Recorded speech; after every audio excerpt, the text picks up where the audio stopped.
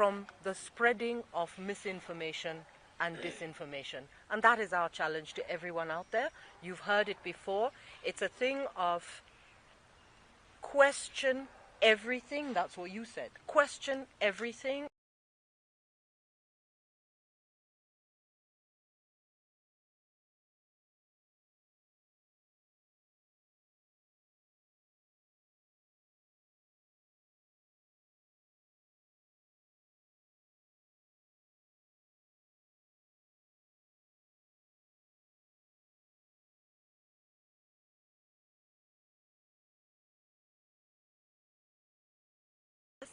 From the spreading of misinformation and disinformation. And that is our challenge to everyone out there.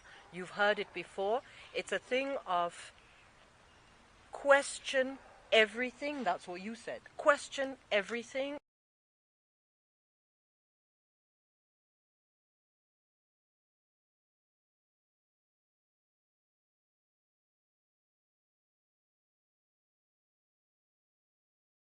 Good afternoon, I'm Jambo Zote. As you heard, I'm here as the chair of the Board of Directors of the Kenya Human Rights Commission. I'd like to take this opportunity to welcome you to the new home of KHRC.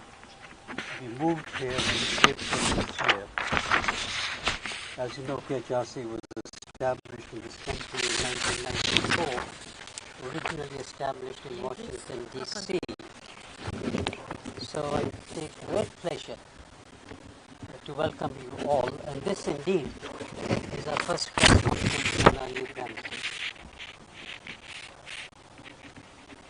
So after the press conference, we invite you to refreshments so that you have an opportunity to meet the participants in the press conference. Not all of them will be speaking, so that you can talk to them on a one-to-one basis if you like. So we are providing that opportunity after we adjourn and we meet over the refreshments. Thank you very much and welcome again. Thank you, Mr. Davinda. So the statement will be read by four colleagues who are before you here. So I'll invite the first colleague to read. They'll all introduce themselves and they'll read sections of the statement. Yes, they're going to introduce themselves as they read sections of the statement, and after that I'll call other colleagues who speak, then we'll invite you all to ask questions. Thank you.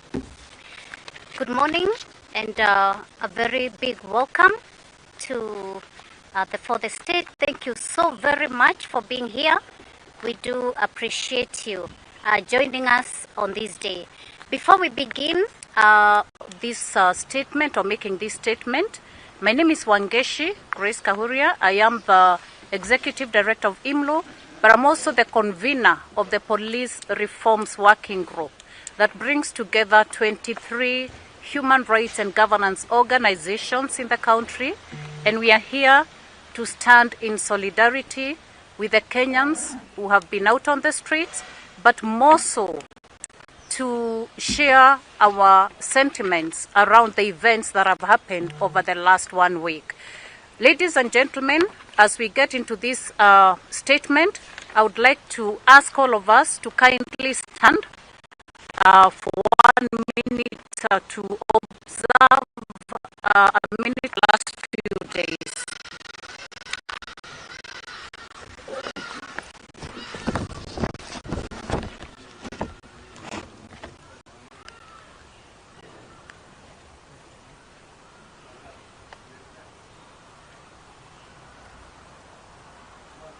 Yahweh,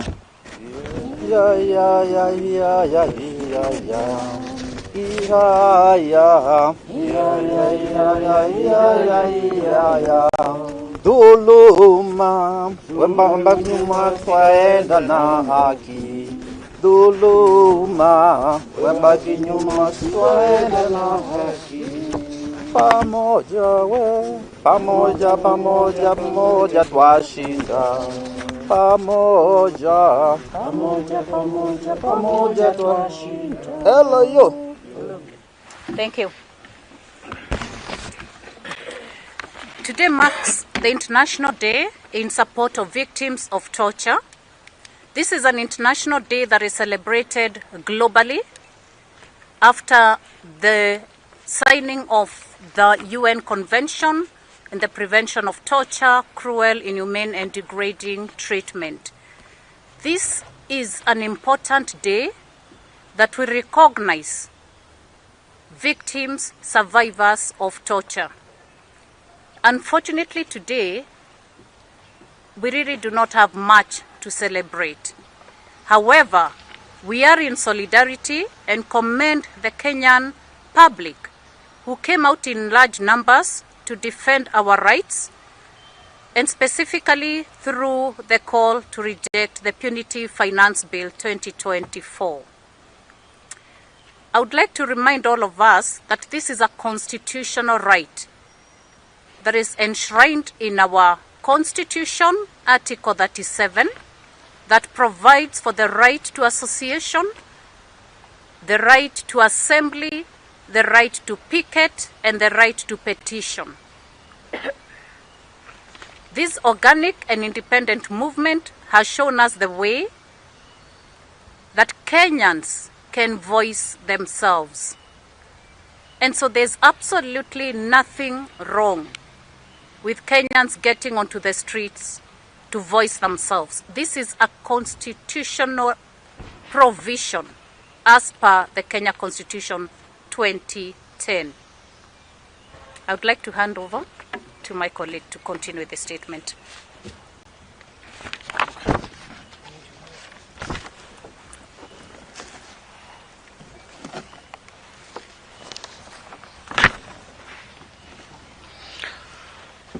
Today, as we mark the International Day in support of victims of torture, we are faced with the grim reminder of the dark days that Kenya faces before, and we have been in this situation before. Today, Kenya's President William Ruto yet again is a candidate of the International Criminal Court because of the crimes against humanity that has happened in the country yesterday and at night at Githurai. Mr. Ruto has overseen a planned and executable massacre against peaceful protesters and also other Kenyans who came to support across the country to reject the Punitive Finance Bill. The police shot young unarmed protesters outside Parliament, with the killing going into the night. Reports show that police shot dozens of people in Githurai, in Nairobi, 1/40 times between 10 p.m. and 1 a.m., way after the protest had ended. Political responsibility lies squarely with Mr. Ruto, even though he was not presently on the streets. He cannot escape criminal accountability. Moreover, Adamson Bungei, who we take note has been transferred, the immediate former Nairobi police commander, is also equally liable. We know he has been transferred to also escape this kind of criminal liability. We believe that the massacre that happened in Githurai was fueled by an incited and ignorant unrest, which he gave yesterday at State House. Ruto spoke at 9 p.m. and threatened Kenyans, and the massacre started at 10 p.m. A more ground reason why he is an ICC candidate. Between 7 a.m. and 7 p.m. yesterday, or between 7 a.m. and 6 p.m. yesterday, the police reform working group recorded 23 deaths caused by the police fire, arrested over 53 others, and abducted over 17 more.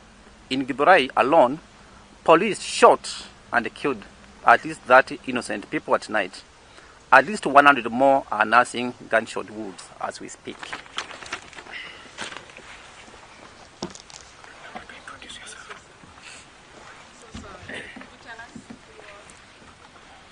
Yeah, my name is Davis Malombe. I'm the Executive Director at the Kenya Human Rights Commission here. Thank you. I'm Lorna Diaz, the Executive Coordinator of GAL Plus and Human Rights Defender. So, back to the statement. It's not protesters who are treasonous. It's Ruto's acts that are treasonous. These killings were further exacerbated by the deployment of the Kenya Defence Forces, KDF, The deployment per the Special Gazette notice the Defense Cabinet Secretary Aden Duale issued is illegal. Article 241 2C of Kenya's Constitution says that National Assembly must first approve such deployment, and this has not happened. There is nothing that justifies the use of live bullets on protesters, but this regime positions snipers to shoot and kill unarmed protesters. The destruction of property that happened on the streets was a security failure, and this regime should take the blame.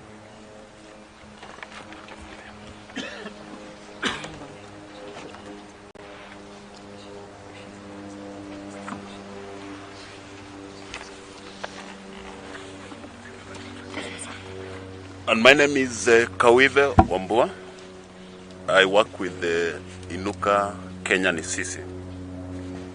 Article 1 of the Constitution of Kenya says that all sovereign power belongs to the people. When Kenyans poured on the streets in their numbers, they took back their power as per the law. They said, we do not want to delegate anymore. It is our power. Parliament is Kenya's property. Anyone can access it because they hold the power. Police are at no point allowed to blast people's heads because Kenyans have occupied their rightful house. Every person has the right to protest according to Article 37 of the Kenyan Constitution, and this is what and will continue to happen. It's what has happened, and it will continue to happen. We remind the president that the power he holds is given to him by Kenyans. If he had not been elected by Kenyans, he would be a vegetable farmer in Sugoi. But he's there because he has been elected. He should therefore respect the will of the people and their constitutional rights. He must stop threatening Kenyans. There is nothing treasonous in Kenyans coming out to demonstrate. Nothing. And we say, in support of the protesters and in support of all Kenyans, that he should not sign that bill which was passed by parliamentarians whom the people of Kenya do not recognize as so far, because they do not listen to the people who elected them. Thank you very much. So at this point in time, I will invite three more comrades to just share further on the statement that we read. The first is they will introduce themselves. Then after that, you can ask them questions based on the statement.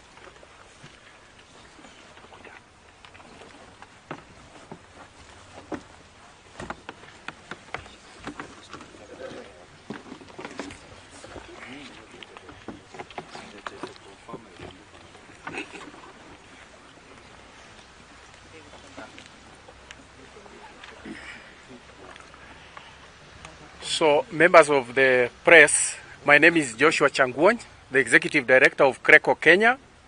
And yesterday we were monitoring the events that happened in our country. And a record 67 towns in our country were having a demonstration. So this is a Kenyan affair, it's not a Nairobi affair. What concerned us is the government spokesperson spreading misinformation and disinformation.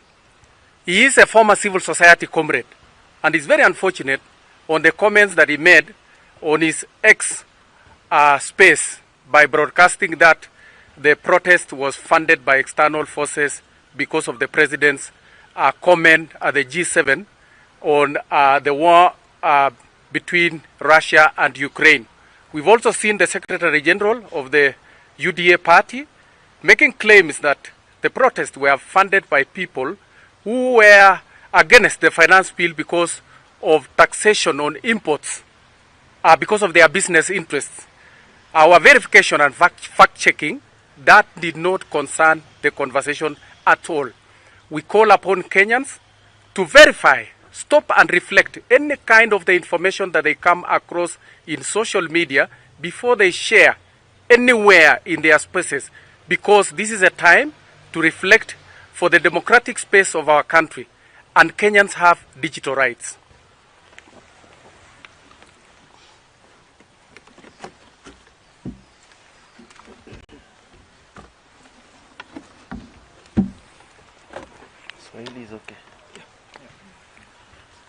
Kwa majina naitwa Happy Olal, convener wa Social Justice Centers Working Group.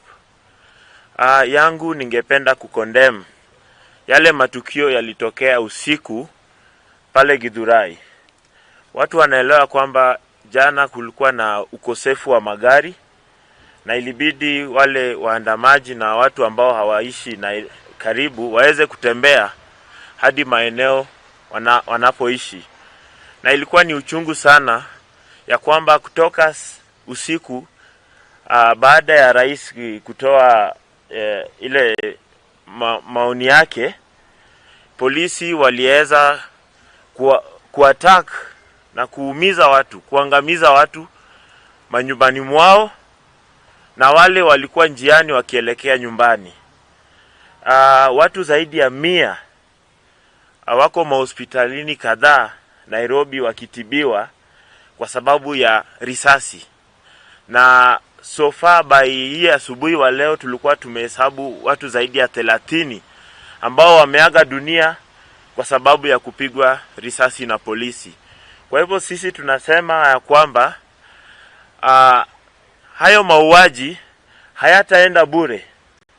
Hayo mauaji lazima kuwe na kitu inaitwa political responsibility na kitu inaitwa criminal responsibility. Kwa sababu itakuwaje ya kwamba protest ziliisha, maandamano yaliisha town, watu wakaanza kuenda nyumbani. Na sisi wenyewe tuliambia watu waende nyumbani ya kwamba waende watulie kwa sababu walikuwa wamemaliza maandamano. Itakuwaje mnafuata waandamanaji mpaka njiani na manyumbani mwao? Kwa hivyo yangu ni kukondem, na nasema ya kwamba ya mwisho lazima kutakuwa na responsibility. Na tuko tayari, kwa sababu hiyo tunaichukua kama massacre. Tuko tayari kuenda hata ICC kufile kama wananchi wa Kenya. Asante.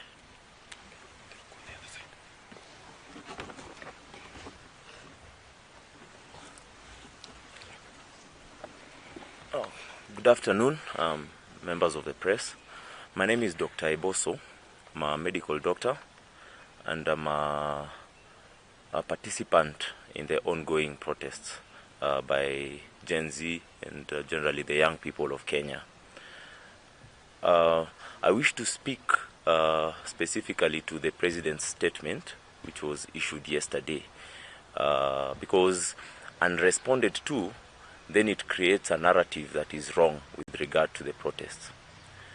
The President started by alluding to the sovereign power of the people and attempted to direct how the people will exercise that power. I wish to state that whereas the Constitution directs that sovereign power will be exercised in accordance with the Constitution, the directive is to all those entities and institutions to whom the people's power has been delegated. The President cannot purport to be directing how the sovereign will exercise his own sovereignty.